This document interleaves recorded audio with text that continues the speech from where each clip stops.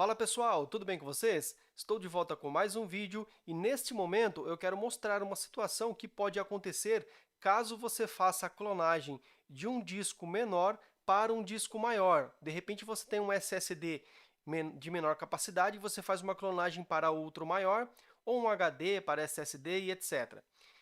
Eu vou mostrar aqui uma situação que aconteceu e que também pode acontecer com você, ok?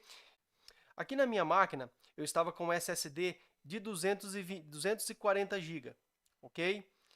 E eu resolvi fazer a clonagem para um disco, para um SSD de 480, praticamente o dobro da capacidade. Porém, após terminar a clonagem, ele continua com os 240 GB, ok? Aqui ele mostra que eu tenho 222 GB, porém, esse disco aqui, ele é de 480, e o disco anterior era de 240 GB, ok? Eu tenho esse outro disco aqui, que é uma unidade D, mas esse aqui é um outro disco separado, é um outro HD que eu tenho de 500 GB. O que interessa nesse momento é esse aqui, ó, que é o de 480, que agora está mostrando para mim que ele tem apenas 222 GB. Isso acontece porque, quando a gente faz a clonagem de um disco menor para um maior, a maioria dos softwares ele tem uma função que ajusta o tamanho da partição automaticamente. Porém, pode acontecer de nós não nos atentarmos a isso e não fizermos a expansão dessa partição e ela continuar com o tamanho exato do disco anterior. E é isso que aconteceu aqui no meu caso. Porém, eu já encerrei o processo de clonagem, já inicializei o meu sistema normalmente. E como que eu faço agora para resolver esse problema sem usar qualquer software adicional, apenas utilizando ferramentas do Windows? É muito simples. Vamos aqui em pesquisar, vamos digitar gerenciar, tem aqui ó, gerenciamento do computador, ele vai abrir para mim aqui essa outra tela. Aqui do lado esquerdo eu vou aqui na abinha gerenciamento de disco. Veja que aqui ele mostra para mim os dois discos que eu tenho na minha máquina, o disco 0 e o disco 1. Detalhe que essa nomenclatura aqui, disco 0 e disco 1, ele vai depender da posição onde o cabo SATA está ligado aí na sua máquina, no caso se for um desktop, né? Onde o cabo SATA estiver ligado. Então, lá na placa-mãe tem o SATA 1, 2, 3, etc.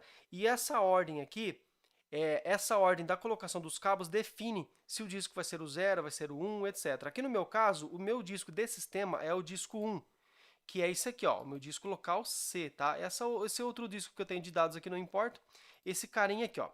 Veja que eu tenho um espaço não alocado aqui de 224.9 GB, que ficaram perdidos aqui depois da minha clonagem, porque o meu disco anterior tinha apenas esse tamanho.